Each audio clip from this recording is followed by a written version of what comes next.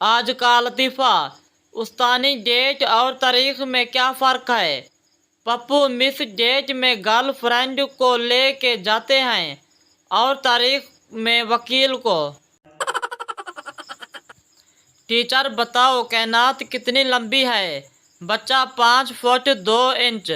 Teacher حیرت سے، وہ کیسے؟ بچہ وہ ہمارے پڑوس میں رہتی ہے۔ استاد شاگرد سے، پگلا ایک ٹانگ پر کیوں کھڑا ہوتا ہے؟ شاگرد، کیونکہ اسے معلوم ہے اگر اس نے دوسرا پاؤں بھی اٹھا لیا تو وہ گر جائے گا۔